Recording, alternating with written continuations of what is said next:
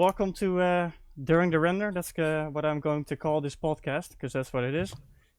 And I'll basically be talking about all kinds of stuff editing related. So even if that means business related, editing related, everything what like is involved in that. So yeah, that's what this is about. And I am joined by one guy I kind of knew, which is Frost, and Hey guys. one guy I don't really know, which is Jiggy. So I'm actually curious to Yo, hear what about up? him. So yeah, these are two editors, right? So Flores is currently editing for Nightblue, right?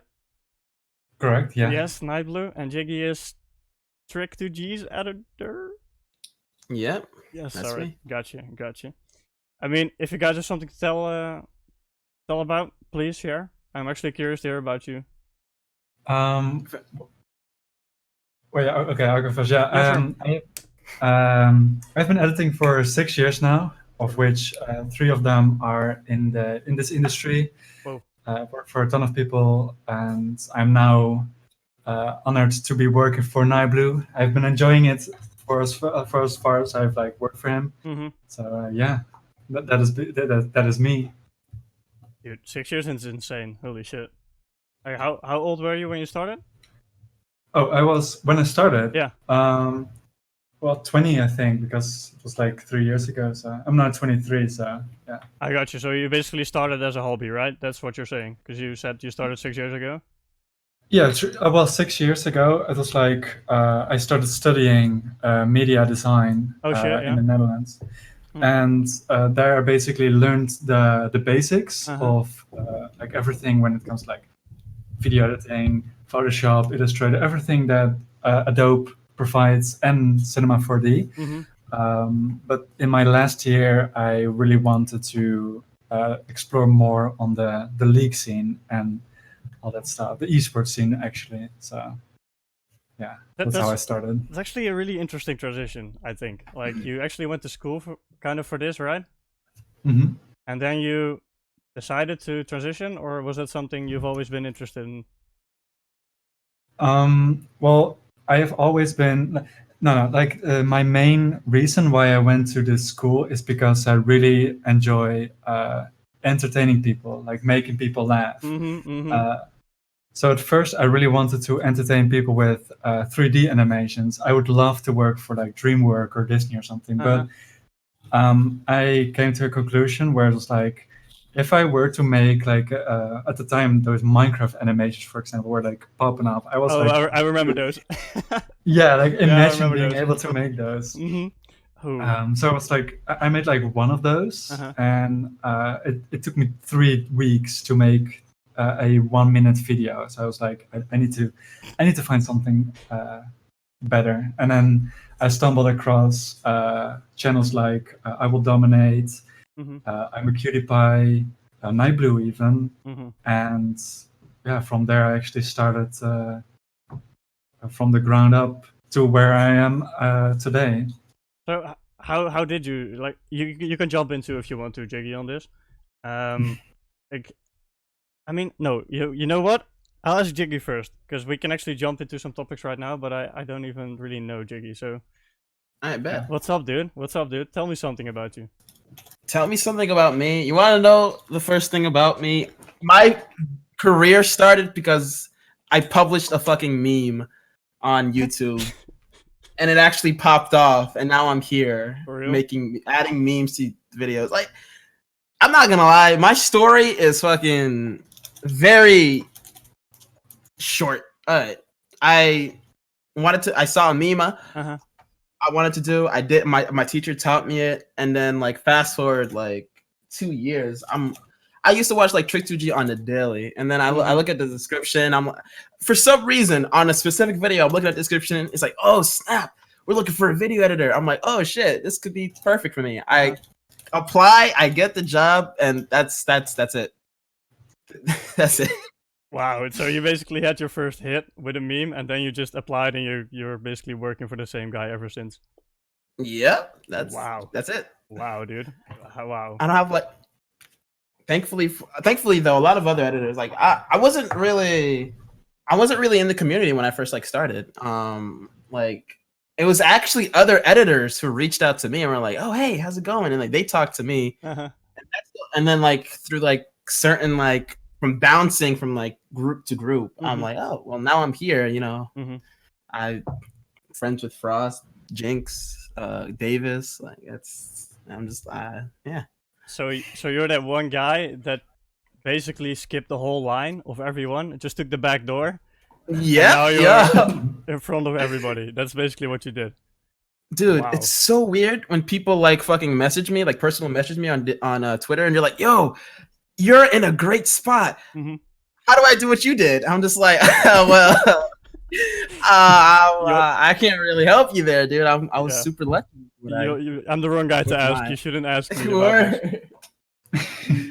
I'm a bad inspiration. I mean, that's what makes this like industry so. I mean, this whole video editing thing for content creators is so interesting, right? Because you have stories like Frost, for example, who's been doing this for 3 years and he just worked up to everything. Not saying that you didn't, but you just have a completely different approach to it, right? You just your meme exploded and then you just applied and it worked out, right? And look at you now. Like, how long have you been editing for him? 2 years now, since September 2017. Almost 2 years, actually. Wow. And you live with him too, right? That's what I heard, at least. Yep. It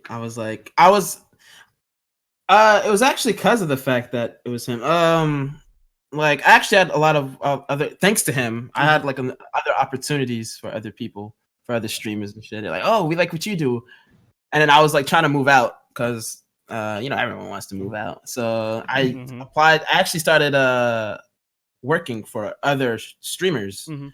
Well, and then like my trick noticed, I was like, "Wait a second," and then they wanted to like keep me an exclusive editor, so they're like, "Oh, come move in with us. We'll pay for your rent." I'm like, "Oh, okay, bet." Wow. Well, that's actually insane that he just offered that, right? I mean, it says a lot about you, though, I think. Oh yeah, I feel special. I feel like, hey, someone cares enough to like make me only for them. It's like I feel like I'm valued. Yeah, because that's what it is, right? He knew what you are to him, so then he just offered that. That's I think personally just insane, right? Yeah, that is, everything's insane. I mean that's his whole journey, right? That's how I experienced it as well. And I haven't like I'm gonna tell you, I'm not even as far as you guys. I think personally, at least. But everyone goes at their own pace in this industry.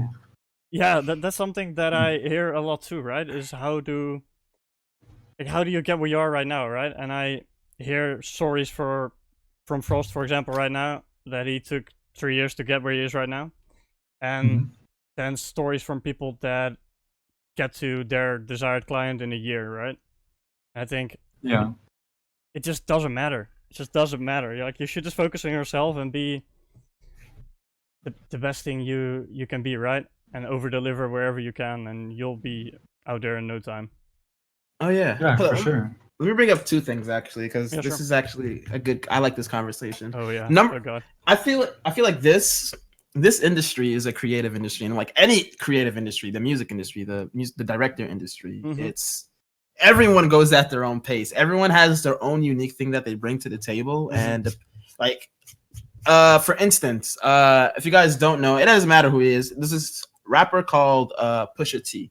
I don't actually listen to him, but the fact was that he was in the rap game for a very, very long time before he was able to finally break through with his success. Meanwhile, you have like people like Lil Pump who blow up in like 1 or 2 years. Yeah, I feel you. Way bigger than most other people do. It's just in the creative industry. That's just how it is. And I think that has to do with the trends as well, right? I mean, if you're on top of trends and are able to keep those rolling, you can stay relevant, right? So I think there are a lot of people that try to force their own perspective and style on a certain industry that are just not gonna work, right? Like, I've been there. I tried to push my own stuff and it didn't work out. And then when I made a little switch towards the right direction, it just kind of popped for me. It's something that I think a lot of people forget to do as well. Is it's good to think about your own like perspective on editing and doing something creative, but there's an audience for it too, right? So you need to think about that too. It's yeah. Oh yeah. I'm just saying it's like meet halfway through with the audience Yeah. and with your own style. I was about to say, and I think that's quite rough though if you're starting out to find your own style and mix that in with what an audience wants, because they always want something else, from my experience at least. And I think that's something what experience does as well, right? Especially if you're like one of the bigger editors, like you two guys, in my eyes at least. I mean, you guys have been working for some top content creators. Like, Thank you. I mean, it's true, right? I mean, the numbers don't lie. I mean, just saying. But that really gives a nice insight if you're able to handle that, and if you're just forcing your own style on people, or if you're, how should I say this? Yeah, meet in the middle, right? Yeah. And, Go ahead. Sorry. Oh wait. Yeah. Yes. Yeah. When it comes to like meeting in the middle, that is something that I was like struggling a little bit with when I was like starting on Nible's channel.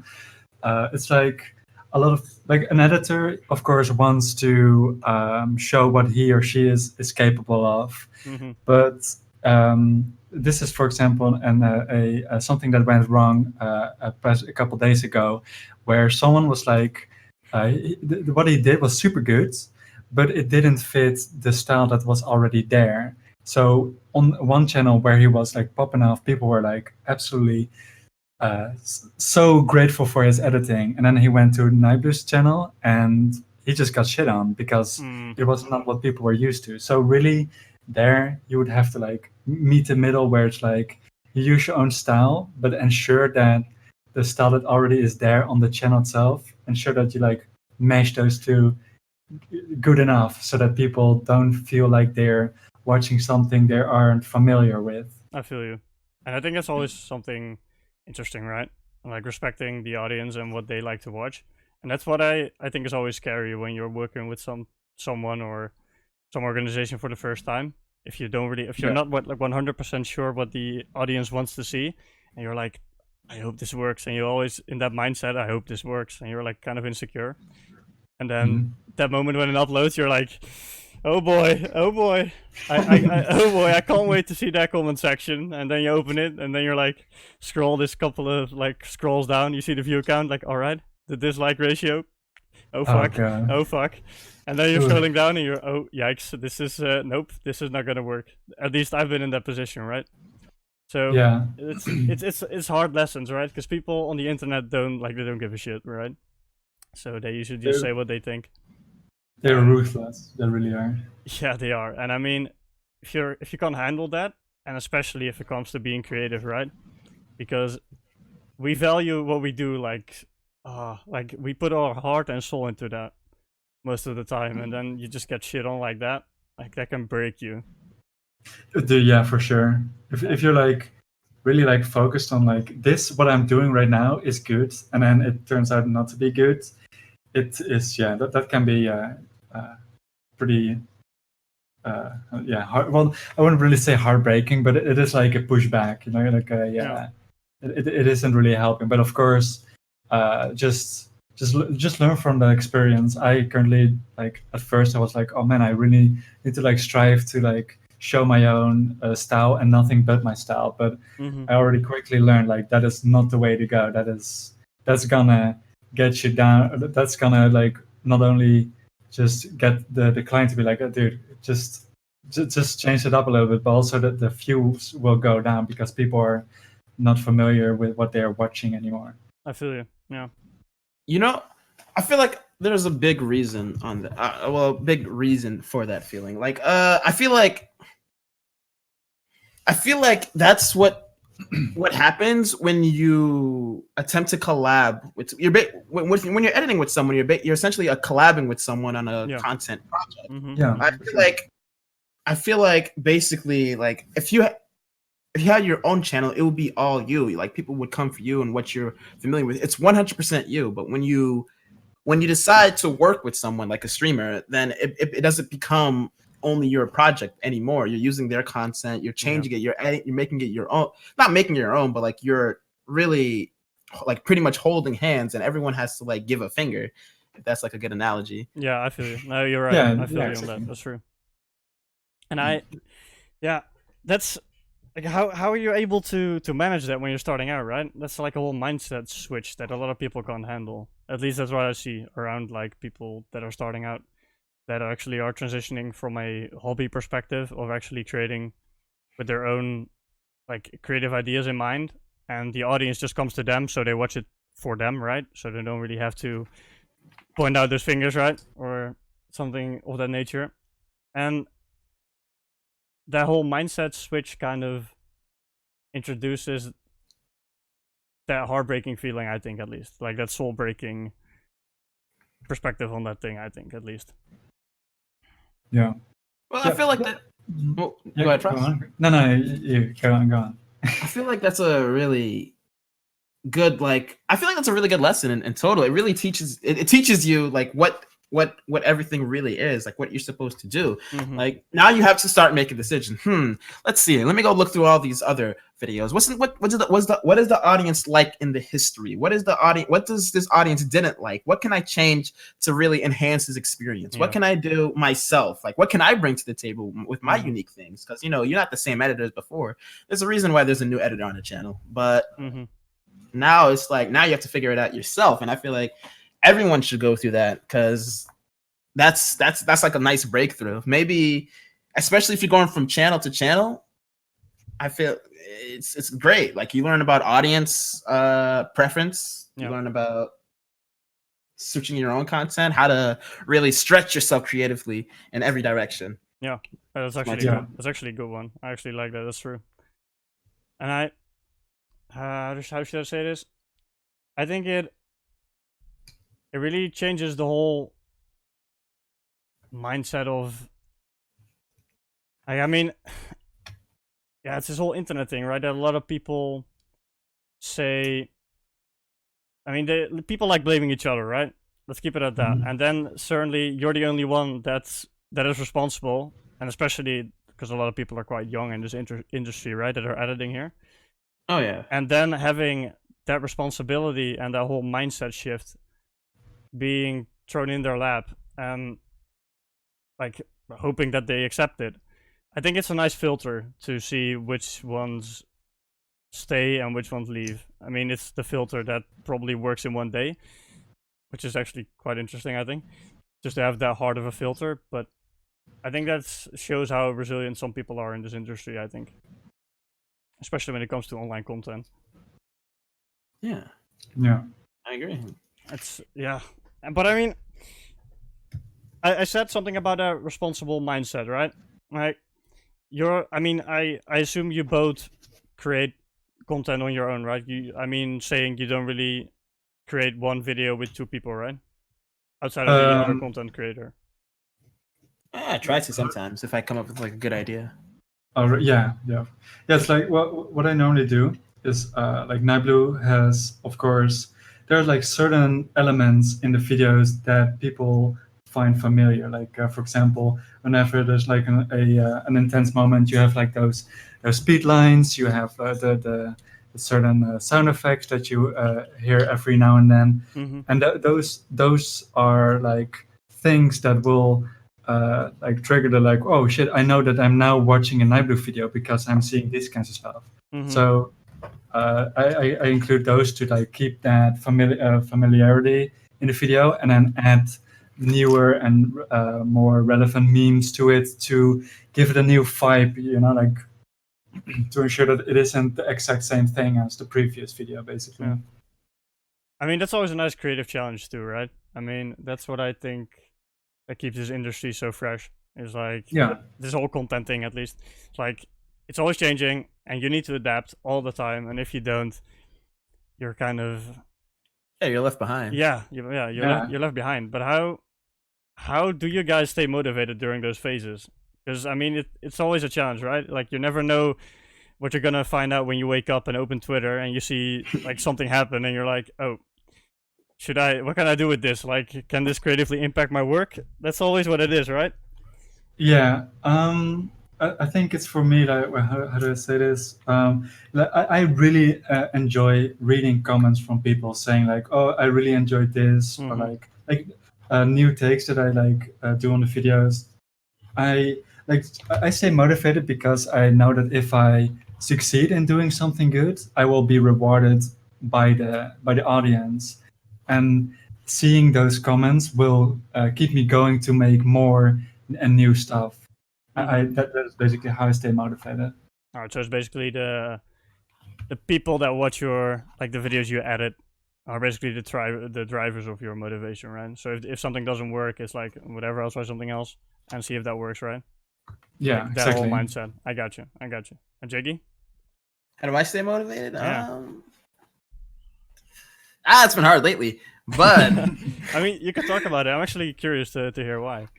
no, it's just certain things that I just don't want to do. Like, I have a formula that's like just I've concocted. Like, I bet every editor does, but like I've basically been like doing the same thing for like. It's very hard to change this formula when the content primarily stays the same. Which I've been editing League nonstop for like the past 2 years. Like, it's been nothing but League. When it comes to a different type of content, hey IRL, hey maybe a different game, Mm-hmm. it sparks some new ideas. Like, oh, this side of my brain probably hasn't been used for like 5 years, and because I've been editing the same thing. But staying motivated, I try to like.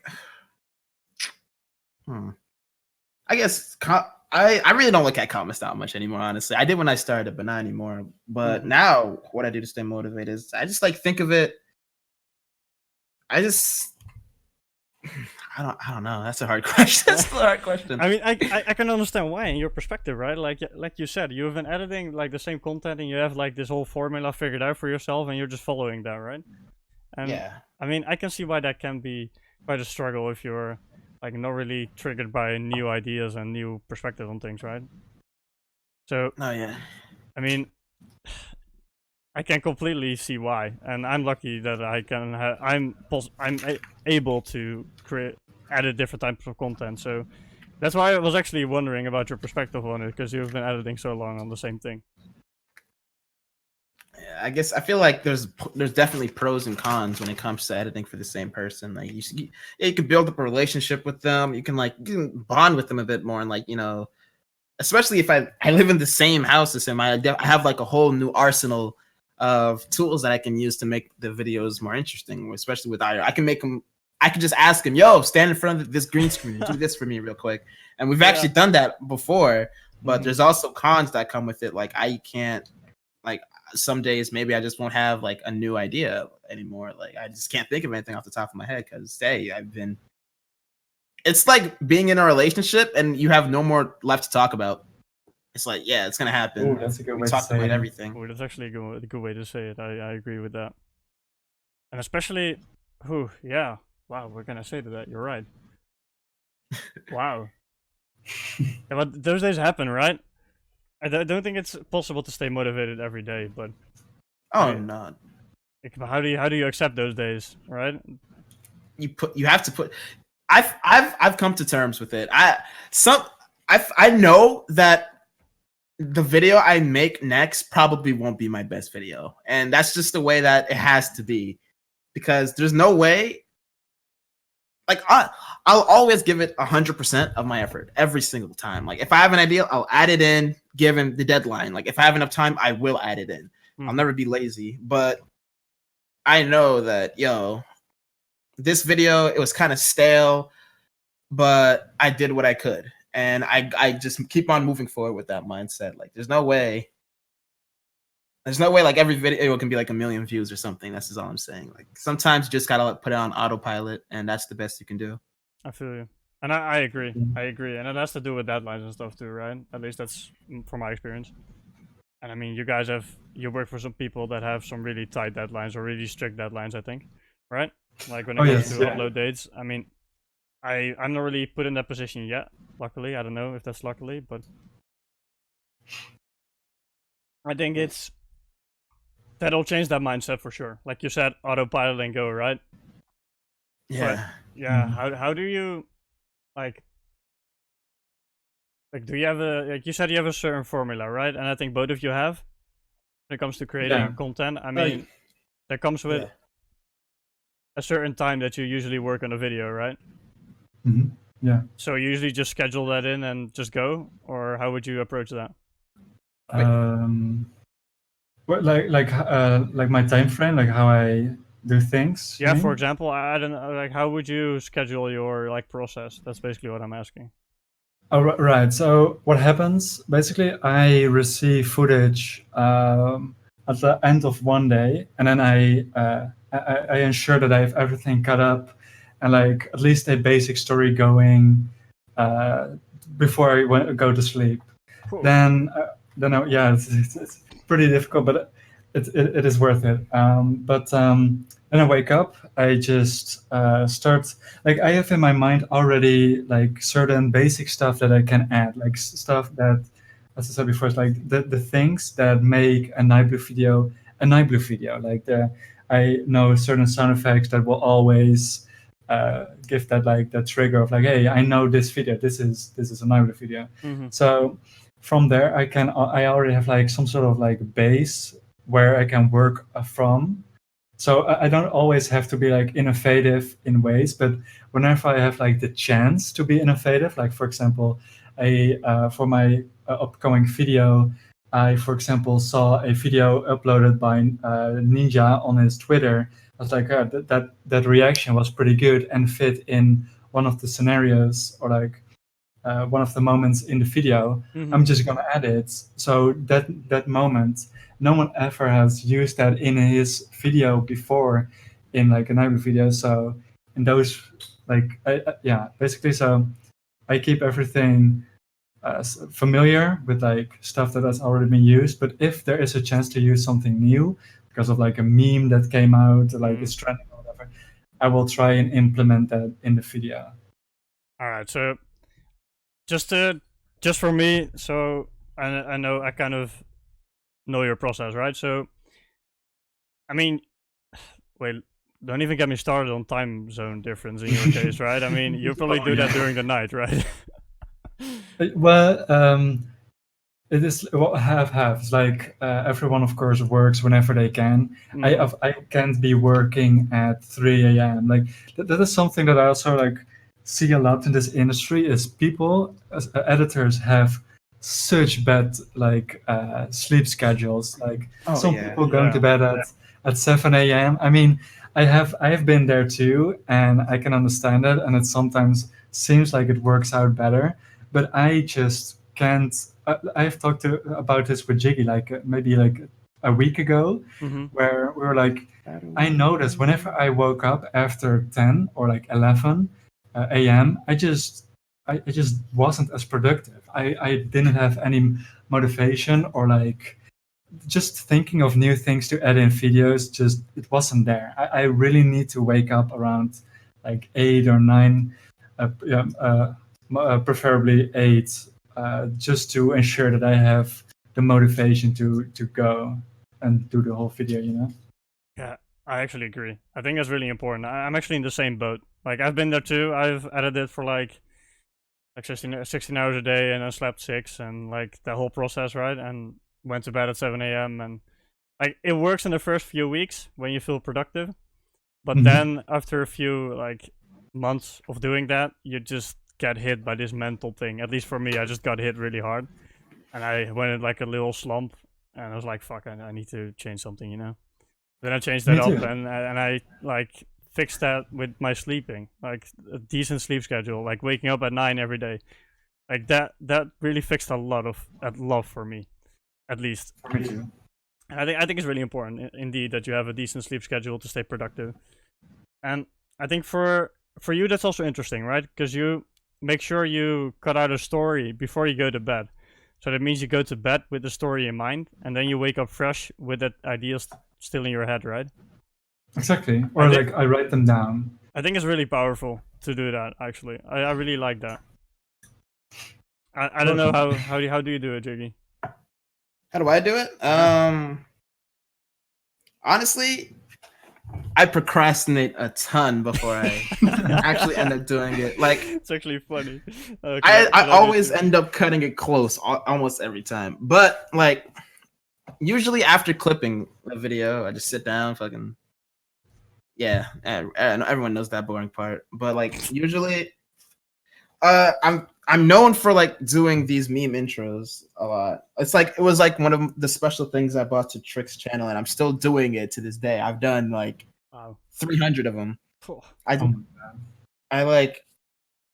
basically get like a current meme or like something, or maybe a meme that everyone just like used to like, and I like try to implement it using Trick's personality or a sound bit or something that's so everyone knows like on the channel. And that's like the familiar bit that Frost is talking about. And I usually just like end up watching like an hour of just straight meme compilations just to see what's current. And you know, maybe I'll find something like, oh wow, this will be perfect. I'll just overdub Trick screaming over this guy screaming, and you know, it'll be funny.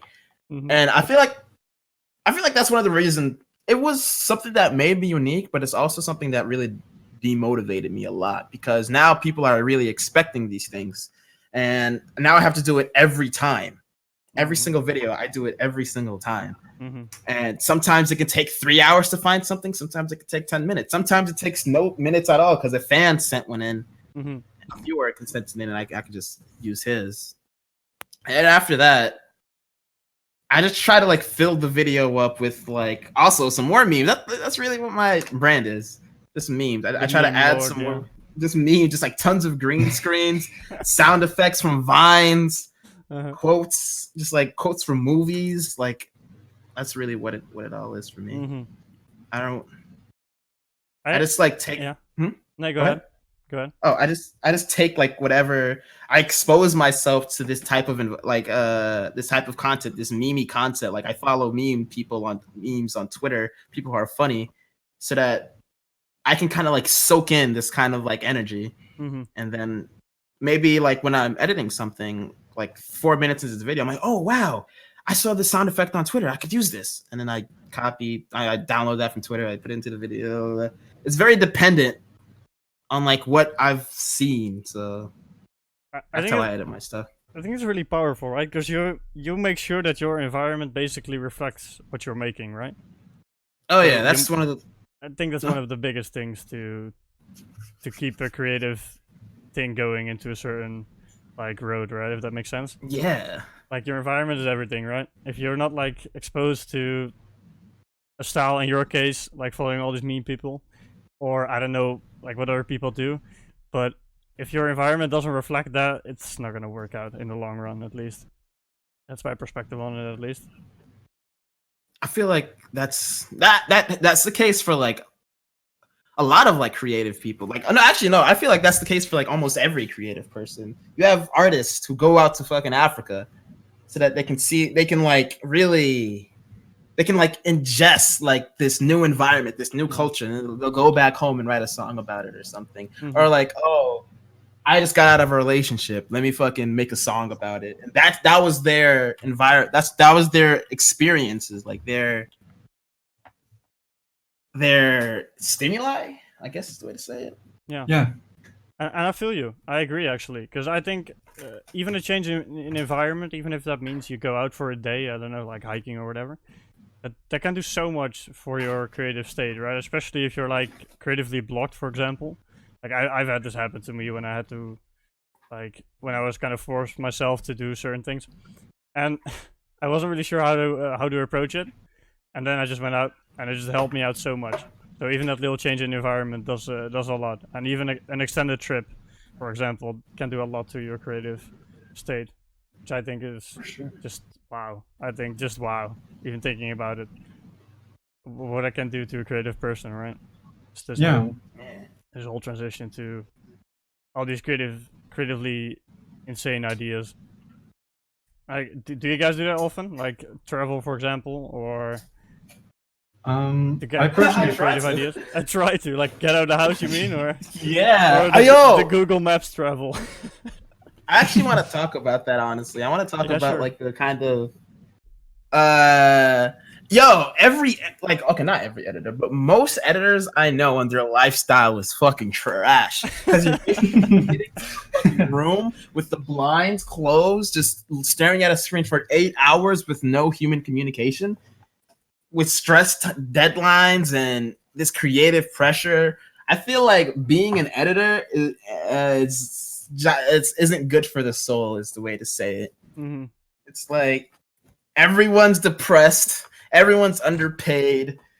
It's I don't know. I feel like when people come and I have people who come in my DMs who are not actual, but like production like editors, people who are on a salary, they're in a building or something. I feel you. Yeah. And they come to me and they're interested, they like what we do.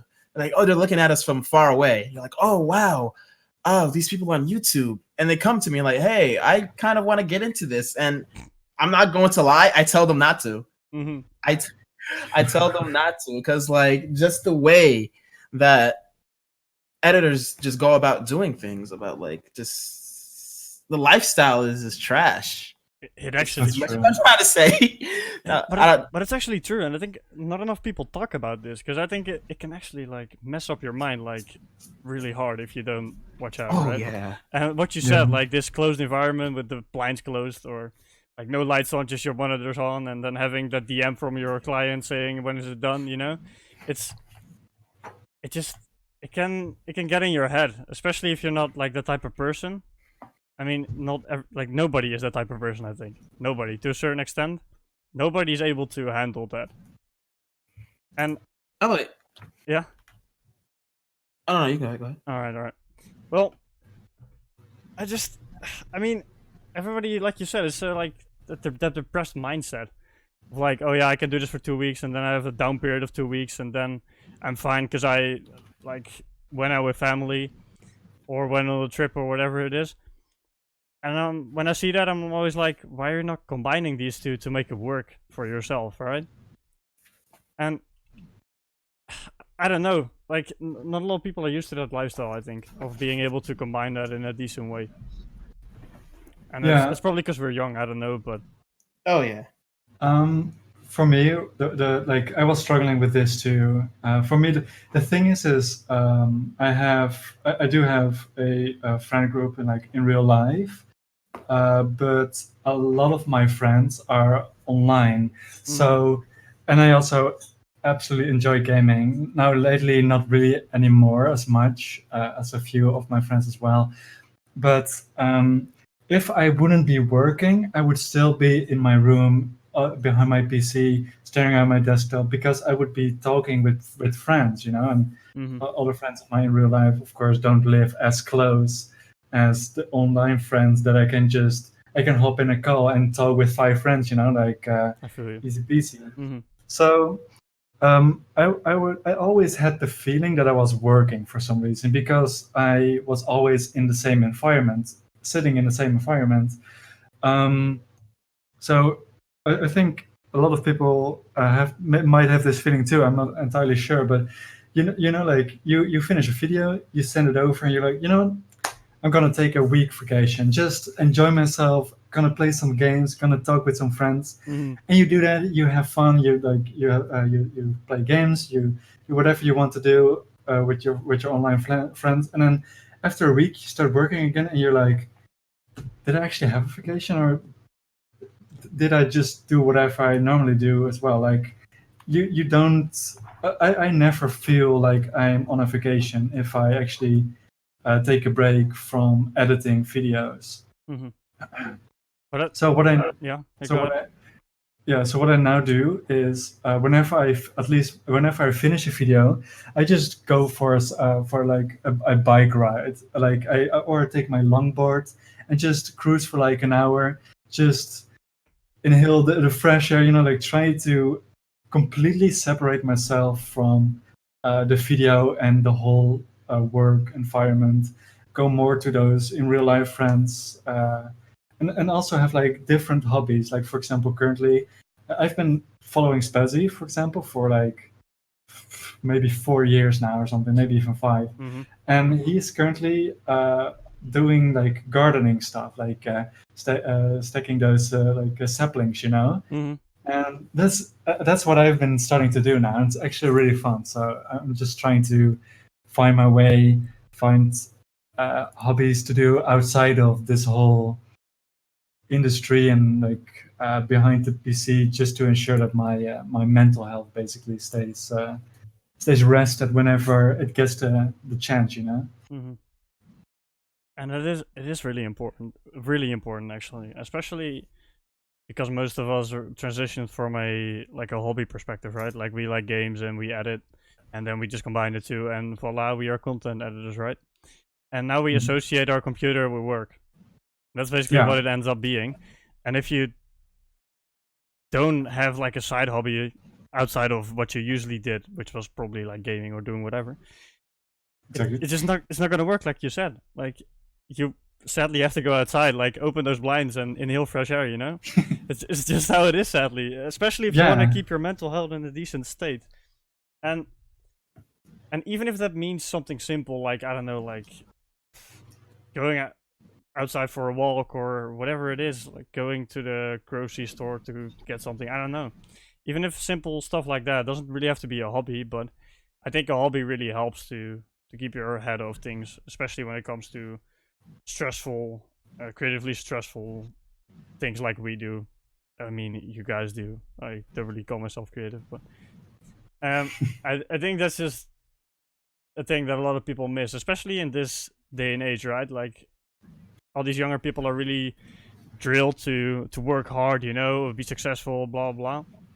And I think it's a good mindset, but not if you're just working 16 hours a day without Right. like having the consequences of it. I think it's just rough Yeah. to see, and it's been ever like, especially around my like ring of friends, right? Like I have some friends that got burned out, and like seeing them go through all that process is just like heartbreaking to see, right? Yeah, for sure. And I'm always trying to figure out like how did it come so far? Like how is this even able to happen to you when you're 20? How? And then Yeah. when I started to like reverse that whole process of like, wow, this is just a society problem, right? Like pressuring from everybody, and it can just get to you if you don't watch out, and especially if you don't know yourself. And those things, like you just mentioned, getting a side hobby is just really important. Yeah, I agree. Yeah, exactly that. I don't know if you do that, Jiggy. Going outside. I've been trying to lately. I've been just trying to like. I feel like the internet's like a spider web, and I'm just trying to like fucking climb my way out. Mm-hmm. Like I've been actually, my friends have been noticing it too. I try not to. I try to like distance myself away from like, cause when you're wrapped in it in this like internet for like the internet for too long, you start like really you start like putting band-aids on everything that's like normal. Like instead of normal shopping, for instance, you do all your shopping on Amazon. Instead of like having real friends, you'll only have Discord friends. Like instead of going out to a show, you know, you'll probably like just spend your night like watching YouTube or something. You're not really you're not trying anything that's like new, like real Mm-hmm. anymore. And lately, that's what I've been trying to do. Just like leave out, like escape, like this web that I've been like entrapped for like in so long. Mm-hmm. That's like my thing right now. I mean, it's gonna be a rough road, but I personally feel like I mean, I haven't really been like I went down on the web too far, but I think that would free your mind a lot actually, if you're able to get it on a like a routine thing. Like for example, I don't know, going out once a day or whatever it is. I think that would help a lot actually. I don't know how you are in that in that way, but that stuff is really important, and I think a lot of people forget that you don't really have to live inside a screen, right? Yeah. Yeah. And I mean, it's different for everybody too. Like I'm really introverted, for example, right? So I don't really give a shit about other people to a certain extent. Same. So, like, I mean, in general not really giving a shit, but like I don't really value social contact that much, right? But for example, for other people it's a lot different. So I'd say just do what works for you, right? Like we all have different needs, and it's just a lot. Yeah, it can just eat you alive if you don't watch out. It all comes from the inside, sadly, and you can't really do anything about it. It just also is the mental thing that just eats you alive. Your own mind, dude. It's the most dangerous thing there is, sadly. Most dangerous thing. I don't know if you. Like yeah. We went. This came into a very depressing topic, hasn't it? It actually is. Hey, that says something about us, I think. It's just yeah. But I mean, it's true though. If you think about it, it is how it is, and I think that's kind of the life as most editors see it. Like from this outside perspective, oh, you're doing great. You work with these people. You're insane, you know. You do all these creative things. People and don't know what's like happening inside. Yeah, it's rough on the inside. It's rough. Like a lot of people forget that, and I think that stigma needs to be broken up and just being talked about. At least that's what I think about it. Yeah, I think that's pretty fun that you like mentioned that, like that things like what you just said, like, oh, you work for this guy, oh, that's so awesome, blah blah blah blah. Like I used to, in the beginning of my career, I was mostly just focused on working for the people I would love to work for the most, like being able to go to your friends and like, yo, I just talked to Spazzy, or like, oh, I talked to Niblu. That is so cool. Like that is of course pretty cool, but it is gonna wear off so fast. You see so many people, like for example, people for Face Clan. If one of them would tweet out like, hey, yeah guys, I'm looking for an editor, they will guaranteed get at least like 800 applications of people being like, yo, I want to work for you, please. Yeah. Like as soon as they work for them for like a couple months, it's like there's no difference between working for someone like Dan or just someone that is also like in the same industry but less known or something. Like I don't see that. Like I don't value a name more than the job itself. You know. I actually agree with that. I think it's all cloud chasing at the end in those scenarios. Just saying that you're working with those people, but in the end, like after a few months, you're like, oh man, nope, this is not what I expected. You know. And that's usually how it ends up with those people, sadly. But yeah, it's just thinking, like doing what excites you the most, right? Is like trying to create stuff that you enjoy. It doesn't matter what the person is. I mean, of course, it adds up if the two are combined. But if you're doing what you love and then working for the person that you love too, I mean, that's like the perfect scenario. Yeah, for sure. But I think, go ahead. Oh, okay. This is not even the only thing. Like people really want to work for the most popular people, but also what happens with that is people tend to lower their prices just to be able to work for certain people. I've seen people offering their services for $30 a video for a Face Clan member, while you could earn way more. And that is like pure cloud chase mentality, I guess. You know what? You know what the worst thing is about it? What? Like, we're touching on phase, right? And I mean, it doesn't matter who it is. Any big content creator, they know this. Like, they know they have the name, and they know that this is going to happen. Like, they can have like this insane return on an editor. Like for example, what you just mentioned, like paying $30 for a video, and then make like 30,000 of it. Let's say something extreme, right?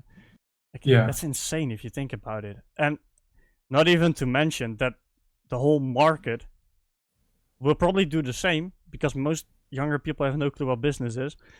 So they're like, oh, I need to undercut this because otherwise I'm not getting work, you know? Yeah, honestly, holy fuck. This is that whole mentality. And I know, like, I brought it up too, and I had like a kind of an emotional outbreak about it. But I think that's, I'm not gonna go really deep into that. But I mean, you've probably experienced that too, right? I don't know if you have. And if so, please. People charging less or me charging less, you mean? Or or can you like repeat that? I What you mean, mean? like, let me rephrase that. Okay, so Like, for example, you're going for a job, right? Let's say someone's looking for an editor, and you actually start talking to them, and you get to that price point, and you're just like, "Yo, this is what I'm making it for," and you get that message back, like, "No, not gonna work. I found someone way cheaper than you," and you're like, right. "Oh, yikes!" I got undercut by a 12-year-old who wants to work for this guy. I mean, Yeah. it's kind of rough. I mean, that can hit you. I think personally, at least, that's how I experienced it too. The thing is here with that, I've thought about that a lot. It is actually something that a friend of mine experienced like a week ago, where he Oh, offered his services. He's an amazing editor. He's an excellent editor. He asked someone like, "Hey, I can do this. This is what I have. I work for these kinds of people. I have. I can provide you this." And then the guy sent back like, "Oh, okay, that is okay, but you charge way more than the others." And then I have had those responses back too. But on the other hand, like what you need to like think of is the guy that probably will be offering his services for $20 is by far not going to be able to deliver the same quality as you're going to deliver. So I agree. yeah, that guy can go with the guy that that only wants $20. But how long is that gonna last? Because if it were to be some guy that really wants to work with the guy, it's probably gonna wear out after like 3 months or something, or maybe a little longer. And then that guy has to be looking for another editor. And how many times does that content creator want to experience having to look for a new editor before he finally settles down for someone that he can actually work with in the long run? Because in this industry, I don't really see this as like me working for someone. It's more like working with someone. I was about to say you're working with someone. I fully agree. And let me add something to that, because I think it's really a really interesting topic always to talk about. I think it's just it all comes down to like this whole business perspective, right? Of like the content creator knowing what he wants to do in the future, and the editor too, right? So if you have content creators that are even looking at the fact that someone else is cheaper and not considering what they get for paying more, it's just a bad person to work for. I think like that's just straight disrespectful. I think like not even looking further than the dollar sign is just messed up. I think it's go ahead. It's not even worth it. Like if that person were to think like that, I don't think it's even worth it. Don't even bother. It's not, and I think that's what a lot of the more experienced people found out. Like they're confident in their ability to create, right? So we know what we want to do, and we know what we can, and we know what our worth is. But imagine if you're just starting out and having to compete with that. Like how would you like tackle that? Like if you had to start over, like in that kind of market. Yeah, so basically what you mean is like I would be in a situation where I would have no clients and I were to sell my services while other people were getting accepted for way less, something like that, right? Yeah. But what I'm saying is, with starting over, is you do have the same mindset that you have right now. So how would you tackle that situation? That's pretty difficult. I have noticed that like right now, I have had so many ever since I started working with Nightblue there, like I get quite some offers of like people being pretty curious, like what do I get for a Nightblue video? Like, oh, how much do I offer for you to be able to work on my channel? I personally, I wouldn't work for less. It really depends on, by the way, like what kind of video you make. Like if it is for example, I worked for Beyond the Rift, where all I did was record the footage. I was like working at midnight, so I was like recording the podcast, the Twitch chat, and combine those. did the channel management, and then pushed out the video, I wouldn't charge as much for that video as I would for a Nightblue video. Like a video that has the same quality of a Nightblue video, I probably wouldn't make it for less than $300. Maybe even more. But I can understand, because now I'm already in this position where I would be able to just be like, oh yeah, I like, if someone were to ask like, how will you, how much do I need to pay you for you to work for me? I could give them like an insane amount in their opinion. It wouldn't affect me because I already have this position.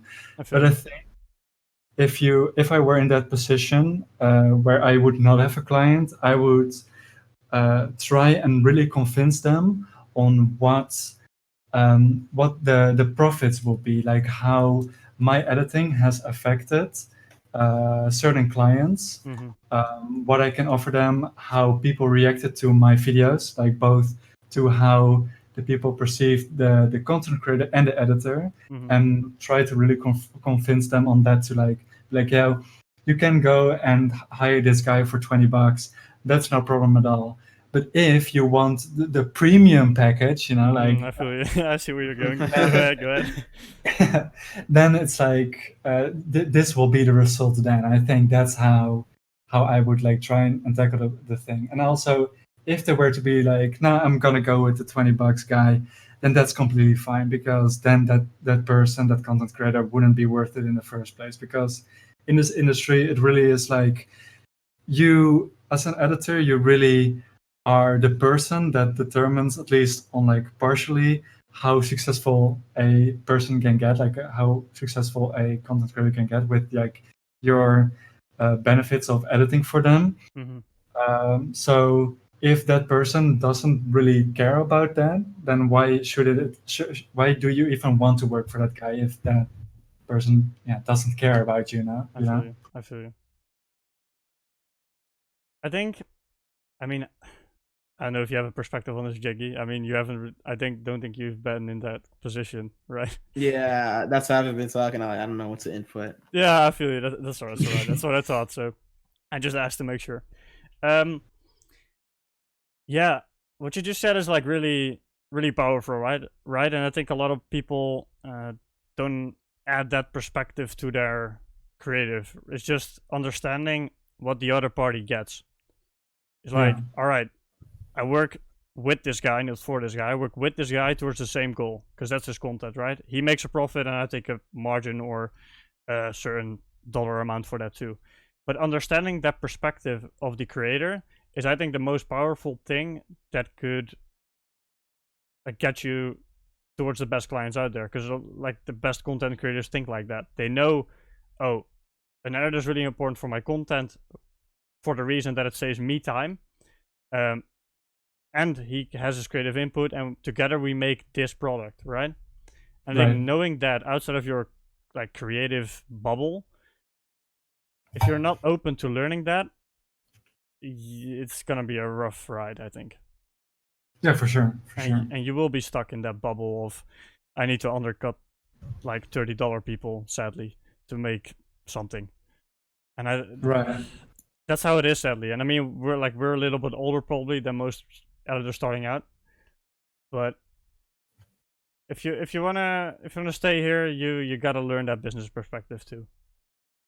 And like you said, like on the pricing side, I think it's just like, you can have different perspectives on it, but I think it's just blatantly stupid to say that you're charged this much for this video that you're asking me to do. You can't like say that properly, right? Like without actually doing it. You just can't do that, I think. And I'm so happy that you said that too. You're like, yeah, it really depends on what kind of video you want and how we're going to create this. Like, it depends on the whole process, right? Right, yeah. And like, I see these price charts coming by of people selling, I don't know, montages for X amount per clip. And I'm like, all right, is that really smart of you? Especially if you're like 1 year from now and they still ask the same thing. You have a lot more experience, and that's smart, is that marketable? I think price is just, it's not like the thing where it resolves around, but I think it's just a tool to, like a marketing tool, right? Just like, why would you buy a Gucci bag instead of a normal leather bag, right? It's the same thing. Yeah. Like the prestige experience that you get from that, having that brand on you. But it's the same thing when it comes to editing. It's the same thing. Especially if you have the return on it, it's just worth it to go with more expensive people. But that'll filter it out eventually. At least that's from my experience. When I Yeah, I mean, started as long as if you're able to afford it, then yeah, why not? If you really want to keep growing your brands, you can just like if Night Blue were to hire someone to just cut up the footage, hmm I don't think much people will like it because they are used to like yeah, higher quality stuff. Like, yeah, I feel you. I feel you. And I mean, even coming down to the topic of cutting down, I mean, I think the whole process of editing in general, it all starts with just watching the stuff, right? So you already have this idea in your head, and if you're not able to even watch it and cut it up yourself, and you're just handed this cut, for example, like, this is not me, right? Like, it all starts with the boring watching and with the boring cutting, but that's where it all starts, right? And I think a lot of people... that's the basic. Yeah, I mean, everybody says it's boring, but it's the most important thing there is. Like, Oh yeah, storytelling. thank you. Yes, it is. It is. I mean, we can all make fancy effects, right? We can watch that video Copilot tutorial, and we can do it, you know.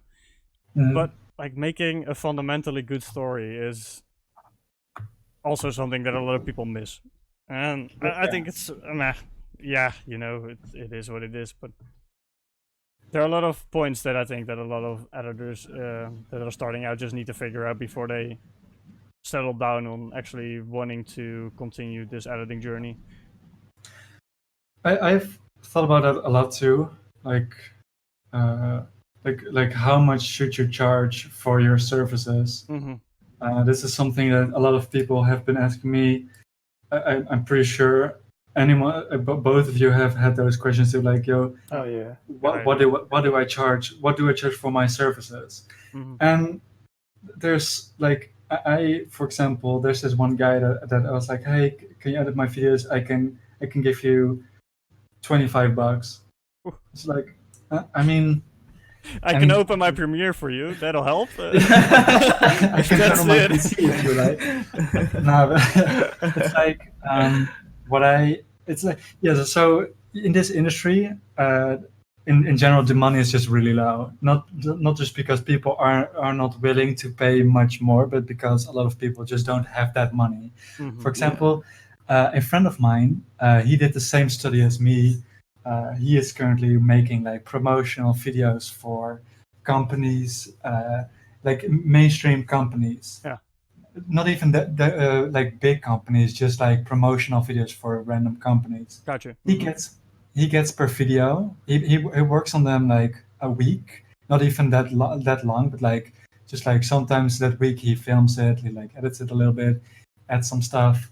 He gets 3K for it, 3K, and in the meantime, people out here in this industry feel like they shouldn't be charging more than 100 because that just sounds too much for them. I know. Yep.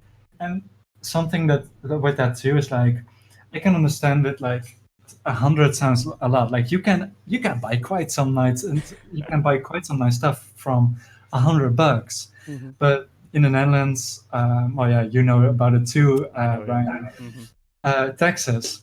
40% is what I have to pay for everything I earn. So from a video from like $100, I only get 60. That is without even calculating the taxes from PayPal itself, which is 5% too. So 45%. Well, not exactly 45, but that is just gone. So I am left up with like fucking $60, and yeah, how much is that? That is already like so much less. So this is just really like something. For example, is like people think that editing is not as difficult as it seems. People look at videos and they're like, you know what, I could make this video in 5-6 hours. I know exactly what to do. I can see how this is like put together. Go ahead. But Yeah. yeah, exactly. Go ahead. Like the thing is, like Mhm. what they miss is like what we do as editors. We tell a story. Our job is to connect dots. We show sympathy. We show creativity. We need to be innovative. We need to show like really use craftsmanship to create these videos. There are a lot of uh, try and error things going on. Well, I spent to make an iBlue video, my last video, I took in total 18 hours to make that video, and it's just a 10-minute video. mhm. And for me to be then like if I now would look at it, and I would be able to make that video again in indeed like 6 hours, no problem, because I already know everything that's going to happen, what I need to do. But when you start from scratch, you really like need to lay those puzzle pieces to ensure that people like to see the video without downtimes. It's a well told story. It's funny. It's entertaining. It's all that stuff. There's so much more going on before it actually turns into that video. And that's the perspective towards the outside world, right? And I mean, I don't really, to be honest, I don't really care about that too much. But I feel you on that. And I mean, yeah, go ahead, just give it a try and see how you like it. You'll probably quit after 2 hours. But I like going back to that point of the whole like marketing branding thing that a friend of yours does versus what we do. Like that scene of marketing and branding is so socially accepted, right? Like it's normal to pay an agency $1 million a year or even more, like some insane numbers, to do your marketing and branding, and they have profit margins, on certain things that you're like, all right, it doesn't make any sense. That's just normal, But for us as just this, I'm an editor in my bedroom, working for this content creator that I really enjoy, and we get like, I don't know, 150 a video, for example, and that you, for example, indeed work like 12 to 20 hours for example. I think that shows a lot about the people that work on those videos too, right? That really don't really care about the money too much. At least that's how I see it, right? Like the people that, like, we know that we deserve more, right? I mean, be honest. Yeah, for sure. You know that you deserve way more money for the shit that you've been up to. Like all that creative pressure, all that outside pressure, like everything. Like you could probably compare that to like some higher executive role, right? When it comes to responsibility, and you're young and whatever it is, but that's because the industry is so young, right? Yeah, yeah, exactly. That's the reason why so many things are so low paid right now. Yeah, and I fully agree. But it's just a matter of time before that starts to like settle down. And I mean, we see that right now too, with all those outside investments of like these big artists or big celebrities that are investing in esports, for example, or in Drake. whatever it is. Yeah, Drake is a nice example. I mean, yeah, go ahead. Oh, I have a actually no, continue, because like it probably veers us to a different conversation. But go ahead. Hey, that's not a problem. I mean, that is a sign that this will be something that will stay. I mean, those people don't do that for nothing. They know what's going to happen in a couple of years. And I think if you want to stay in this space or start in this space, this is the time to start. And if you know how to market yourself in a good way, and you're a fast learner, and you have like the mental like strength to handle all this crap right now, then this is probably an industry that will lead somewhere at the top, right? At least that's what I think. Yeah. And I mean, there's a lot of money in here too. I mean, yeah, it's just not in this area. No, I mean, it is getting there. Yeah, it'll come here. Like a good example for like seeing the growth. I think one of my first things that I received on a client that was like interested It was an esports organization, a pretty well known actually one. They offered $40 for a video. I was like, whoa, that is nothing. I can't live from that. And now, a couple months later, a couple months ago, I made a video for a different esports organization, and I got I got 200. So there already you can see how quick those things are like building up. Yeah. So it's only up from here. Yeah, I fully agree. And that's just how it is. And I mean, if you have the perseverance to deal with that, it'll all come. And especially if you're already like at the top of this whole content thing, like you two are, for example, I think you're laughing. But if you, I mean, is it laughing or is it just taking? Yeah. A little chuckle. Sorry. All right. Yeah, I was about to say. I mean, you're laughing, but imagine if you both quit editing for the guy that you're editing right now, right? Let's say you quit right now. You DM them like, yo, I'm not gonna do this anymore. How long will it take for you to get a new client? 2 days. I was about to say 2 days, and you probably won't even. I mean, you probably send out a tweet, "Hey, it didn't work out. I'm looking for something else." And that's basically the brand and the marketing that you got out there for yourself, right? Just by doing all the things that you used to do. Like that's what it is. If you're up there right now, imagine how that is in 10 years. Oh yeah. Just insane. Well, yeah. If I were to be able to keep this up for 10 years. Yeah, I feel you. Of course, that's another question, of course. But I think this will be a young industry, like esports in general. I don't think a lot of people over 30 will really be editing content. I think, depending on the content creator, of course. But yeah. I think that there's one editor, like a brand that's recently started working for PewDiePie. I think he's around. I'm not even sure exactly how old he is, but I think he's like around that age. I think. Wow. So like it is possible. I do see myself doing this in like 5 years, no problem. Maybe for someone else, but I now really want to like focus on this guy that I'm working for right now because I really enjoy doing this. Mm-hmm. But how would you like? Question to both of you, right? Mm-hmm. How would you see this career going for you? For you two, let's say in 10 years, how would you see yourself end up? I don't see myself here past 2 years. Honestly, I don't think I have the passion as if I am going to be editing after 2 years, it's probably going to be for myself or like not for gaming anymore, like for anyone else. Like I'm probably gonna do it professionally or do it for like my own content because I feel like my passion is like dying. It's like I can't. It's like I never intended to be like an editor. It was just like something that I got lucky with and I just could roll with, and it offered me a lot of opportunities. But it's like I have other things that I would like to do instead of this. I don't think it's gonna be much longer for me. All right, makes sense. Frost? I can see myself doing this for quite a few years still.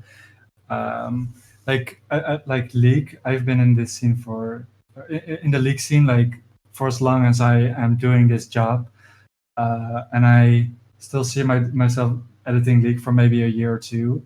But branching out to new games will always be refreshing. Like I always like being able to help content creators grow their brands. Like for example, what Fat Meister had with I Will Dominate.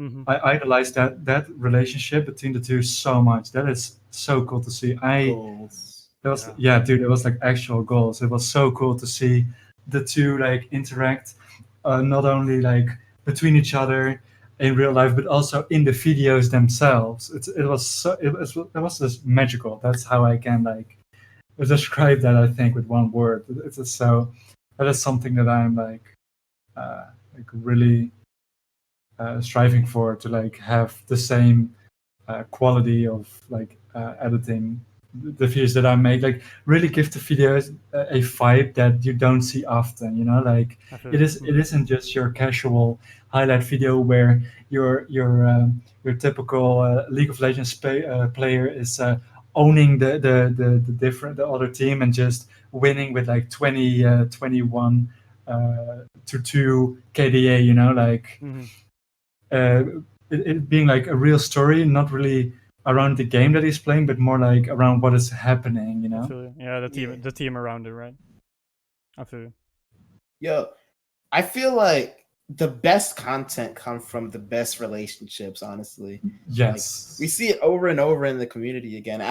Mainly the two examples I would use is what Frost said, Fedmeister, and I will dominate, and also Pinoy and Mo. Mm-hmm. Like Yeah. you Oh, can yeah. see I agree. like when the relationship is like really playful and like you can see like the friendship between the two, it just makes for a lot much better content. Mhm. Especially with again, as what Frost said, when the channel is also like a lot of personality wise, because I know I edited for I'm not gonna say who he was, but he's a pro player.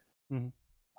So you know, most of the videos that he would have on his channel is like, oh, I destroyed these people. I got a 14 kill game with this character, and so and so and so on. But like, he struggles to just find an editor that goes along with him. Like you see, like editors coming to and fro and to and fro. In fact, the only reason I got that job was because the editor was leaving, and they were like, "Hey, I need someone else now." And I tried it, and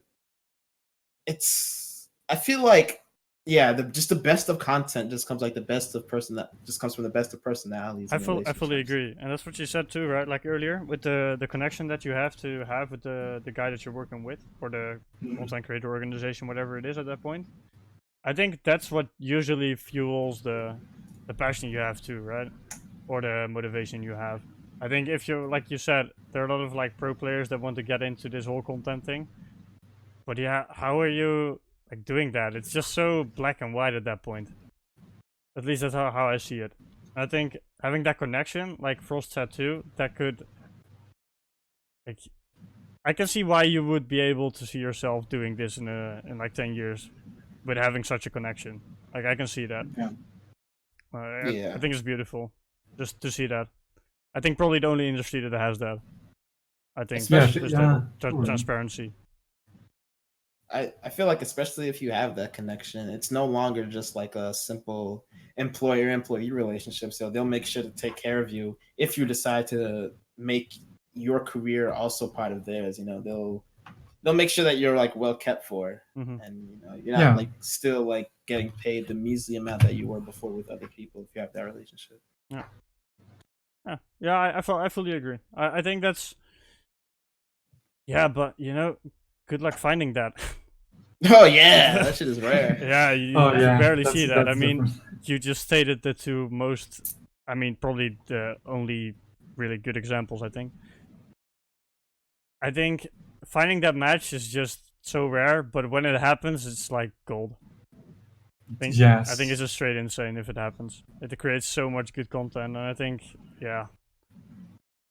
And just wow. I feel like most of those relationships, the base of those relationships, like almost every single one of those is like those relationships start from the ground. Like, you know, they're the ones who like held the channel together when it had like 10K subs, like all the way back at the bottom, helped it grow into what it was then now, you know? Like they grew together. It's not really often that you really get partners with people after they get big, unless like the editor themselves is big. Like the only instance I've seen that is like Tfue and Twop. They had like good synergy, but they're already both big and. Oh right, yeah, that's true. You get me? Yeah. I feel you. Same with I'm a cutie pie in second sequence. Sniping and saying like that is also a perfect example of two friends.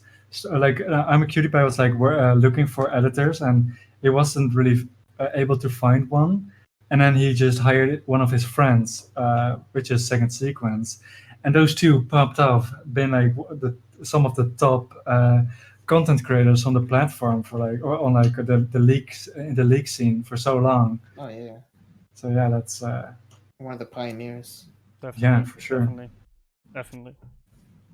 I think it's just that gives this like whole content thing such a beautiful thing to the outside as well, right? Especially if people are not familiar with the content that's out there when it comes to like the games they play, for example, and then just see that video and you're like, wow, I can see why like this.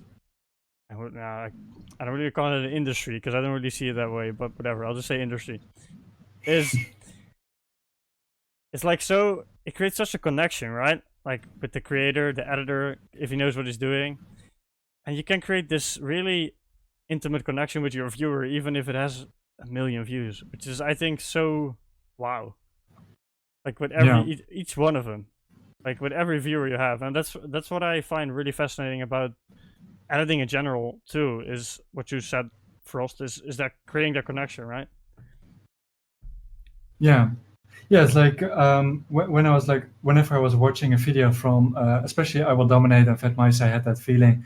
I really felt like I was part of the video. As like as the viewer, I was like part of the experience, and I think that was the thing is like you have like you have editors that have like just like I'm just gonna make your video, gonna get paid, and I'm a dip, and then wait for the next video and just gonna like those work. There are like channels that work, but then it's like more based on like how good the content creator is as being the content creator.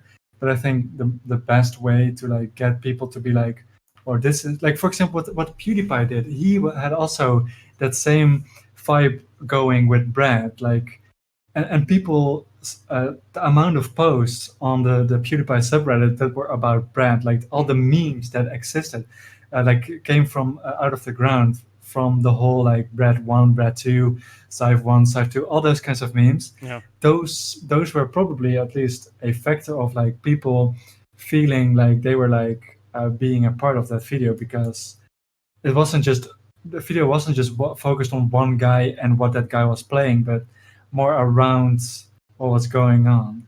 Mm-hmm. I mean, yeah, that's why I think even like stepping into this industry and even like exposing yourself to that kind of editing, like that connecting editing, even if you are not planning on staying here, like I am, for example, like I don't see myself doing this in 10 years, for example. But what I do think is really valuable here is creating that connection with the viewer, right? Like if you can do that, you can always get some work. Doesn't matter where it is. Even if you're like 40 and you're editing for a company, for example, or even a movie, it's the same thing, just on a different level, right? Mm-hmm. It's creating that emotion and that connection. It's kind of stupid to even compare the two, but it kind of falls into the same lane if you think about it. A little bit, yeah. I can see how it like fits. Okay. I know like a lot of editors are like really scared to like change industries, but like what kind of skills do you think it would take to transition from like a YouTube editor to a movie editor? What kind of skills do you think that you would need to like have in order to like transfer efficiently? I think the best is to like have at least like maybe go to like at least like a study where you like learn those stuff. Like I think already we are we are already basically learning certain skills, like for example storytelling, knowing what fits, what makes sense, what keeps the story flowing without it looking boring. I think that those things that we're like currently doing with YouTube videos, those will definitely be really essential essential in making like movies. But yeah, I would definitely like in that case you're also working with a whole team, so I think you would at least like go to like a study to like learn more about that. I mean, to be honest, I think it's actually really similar. If you think about it, when you break it down, like you said, right, the whole storytelling part, it's already kind of the same. You just need to apply it into a different field. Like you, of course, you're working with people acting, for example, so you probably need to learn how people like use their body, for example, and their face to express emotion, which we kind of already do, right, with face cams. It sounds stupid if you say it, but we kind of do, right? it's probably like using that in a different field. And I think it doesn't really take that long if you have the confidence in yourself to transition. Because I think the fundamentals are all the same thing. We know about pacing, we know about emotional impact when it comes to certain things. Comic relief and stuff. Yeah, and I mean, of course, you need to learn different things and different softwares and whatever it is, the whole like workflow. But I think you're only working with a director or maybe another assistant in that case. So it's not like you're working with like a 200 people team, right? I mean, maybe 5 people, like with VFX and stuff. But you still have the connection, like you already have that connection already, right? Like with your content creator, which is kind of your director, right? Like if you can compare it. It sounds silly, but it's kind of, it's interesting. A little bit, yeah. I can see how it's of course not exactly the same because you don't see the director playing a video game, but of course, but yeah, like the whole like friendship kind of thing going between those. Yeah, that is. Yeah. Yeah.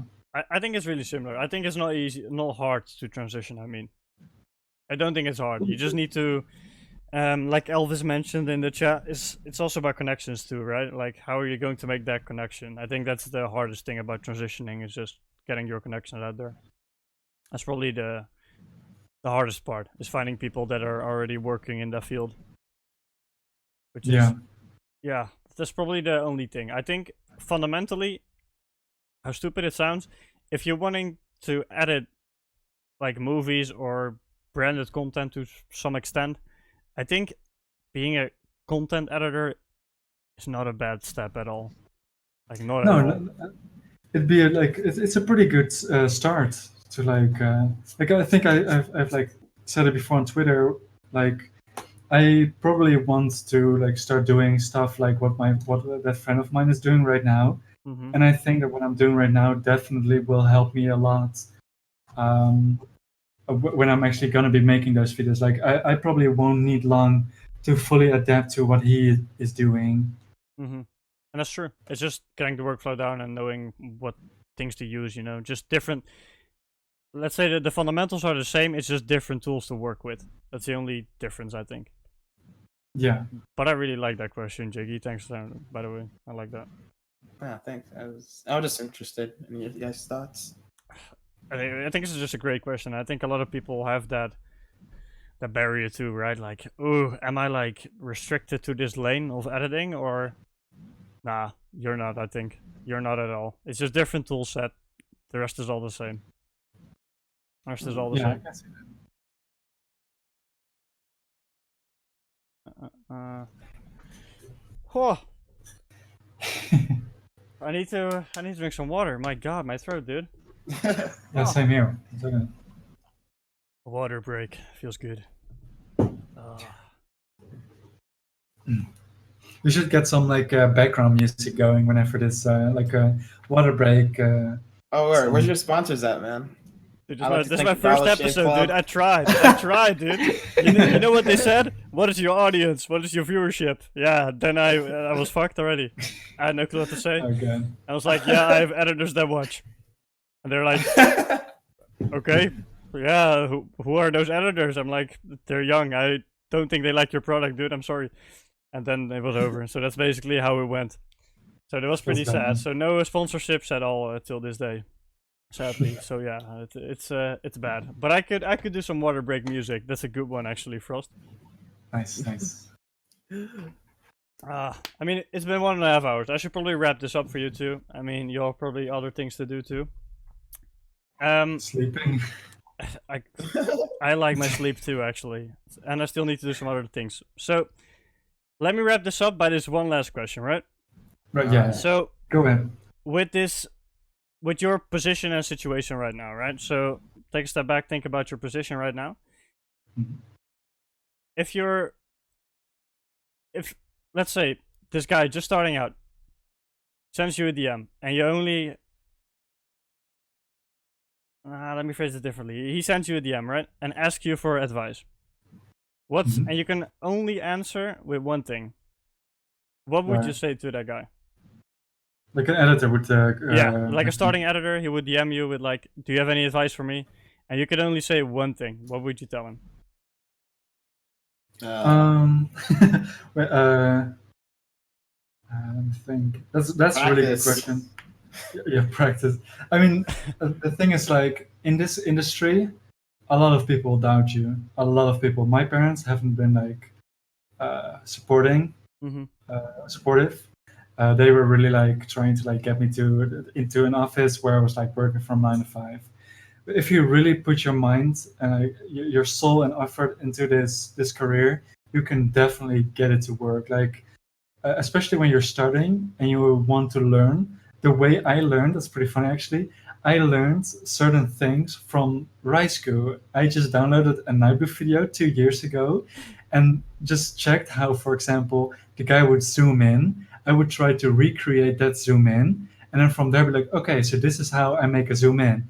And from there, I just started learning. So try to look at as many successful editors as possible. Try to do the things that work for them, but of course not like completely rip off their thing, because you of course want to stand out from the crowd. You don't want to be like how do I say it? Not like you want to have a name for yourself. You want people to come to you because they can't get what you offer somewhere else, you know. So really try to like just practice, as Jiggy said. Just keep going. People will try and hold you back. Don't give a fuck about those people. Just keep going with the flow. See what up. If especially in the beginning, if people were to be like, "Oh, do you want to make this video for me? I can offer you $30." If you're new, fuck it, take it. Yeah. Do it for like a few weeks, but not more. You don't want to like get into that loop. You really want to grind your way up from and just like climb that ladder. Don't try to like get stuck. Don't feel like your skills are not worth your like how do you say that? Sorry, this is sometimes pretty difficult. That's all right. When you're not English. Feels good to be. Feels good to not have English as your primary language. It's like as you climb the ladder, keep track of how well you edit, how people perceive your videos, and how well they comment. Based on that, you can offer you can like offer your services for more. So really don't be like, oh man, I wouldn't be able to get more than $100 for this video. No, that's definitely not it. Keep going, keep growing, especially that. Just don't hold yourself back. You, as an editor, so a lot of the editors have no clue how much they are needed. That's all I can say. They don't. That's true. Listen, Frost. He said one thing. Okay. Oh shit! I was actually going to comment that too for fun, but you nagged my comment there. I stole his joke. Yeah, you did. I mean, yeah. So I got carried away. It's like there's so much. I feel you. But it's basically like work hard and keep growing, right? That's basically what you're saying. Keep track of your own, like, keep track of what other people think, and like keep an audience in mind and work hard, right? That's kind of what it boils mostly. down to. Yeah, well, yeah. If I were to like say it in one thing, keep climbing the ladder. Don't stop and settle down for something when other people above you are earning more, because you will for sure be able to get that too. Yeah, you're right. I feel you. Your turn, Jiggy. Let's go. What's the first? Top that boy. I'd be like, make it at least half enjoyable so you don't burn yourself out. Actually, no. Let me rewind that. Don't work hard, but don't stress yourself. I know someone who's really good at editing. Someone who's really amazing, and he took as many clients as he could, but he's struggling out here because like you'll get like eventually if you work hard, you'll get a lot of opportunities, especially if you like do it in the right way. But just like remember to stay grounded. I remember at one point like I was doing like 3 videos a day for like 3 different streamers. Don't do that to yourself. That's how you burn yourself out even faster. Don't stress yourself out and just try to find like a good balance. Try to find stuff that you enjoy a lot, especially that content creators. You don't work for someone you don't like, because you're not going to enjoy your job. You're going to hate it, and it's going to reflect in your work. That's true. I feel you on that. Yeah. That's actually a really good one, actually. Like creating content for people that you enjoy and be patient, right? That's basically what it comes down to. Yeah, that's a good way of like this. Nice. Summing it up, yeah. I really like it, and I kind of want to put my own perspective on it too, because I have a Yeah, different go answer. ahead. I have a different answer than you guys. Mhm. So I'd say, all right. How do I say this in one thing? That's kind of interesting. Take your time, dude. We have all the time. Do we? As much as you need. As much as you need. No, I'm not going to say it. Let's say, I'd say be easy to work with and over deliver. I think that's probably the 2 things. Like if you're easy to work with, you can always find someone to work with, and I think if you always exceed expectations, you'll keep growing. So I think those 2 are probably my thing, and in combination with like you guys' points, I think you shouldn't be worried about what you should do to start out. I think we basically gave a blueprint of how you should start out. Yeah. Wow. I mean, like there's a fine line between over like how did you call that? Over delivering. Over delivering and getting lowballed. So like I feel you don't. Yeah, like Go ahead, if you get like if you end up not earning more than, let's say, $10 an hour, don't even stress it. Like, I mean, it of course depends a little bit, but you don't want to like get it taken advantage of because you always over deliver. I feel you. But yeah, it will help you grow. If you're not in the position that you want to be in, then over delivering can be extremely handy and useful for your career. Yeah, I think it will just speed up the whole learning process. That's why I said it. But I feel you. I think that's a really fine line indeed. And I think being smart about that is knowing to which people you're able to do that and to who you don't is a really big one. So I think that's really the difference between getting lowballed and being smart about it. Yeah, for sure. Yeah, I feel you. I got you. Whew. What a talk. Holy my god. Good talk. Man, almost 2 hours. Holy fuck. Wait, no. Yeah, almost 2 hours. It's actually, I Like didn't that expect one, this at all. I just want to thank you for this. For real. Oh, thank No you problem. for having me. The first episode, dude. Yeah, thank you for having us, dude. The first episode. And I had to, I got to share with you too. It's just insane. Even though I don't really, I mean, let's be honest, I don't really know you guys, but I know your perspectives on things. Especially because you're more experienced, both of you. I kind of knew what I could expect from you, like perspective-wise. And I mean, it's a good way to learn about you too, right? Like, I don't really talk to people, so yeah. This is a good way to start talking to people. Hey. Perfect. Hey, thank you too. Yeah. Like, for real, I really enjoyed doing this, so, I mean, you can expect more, of course. Of course. And yeah, I'm tuning in the next time as a viewer. I mean, I'll be sticking around.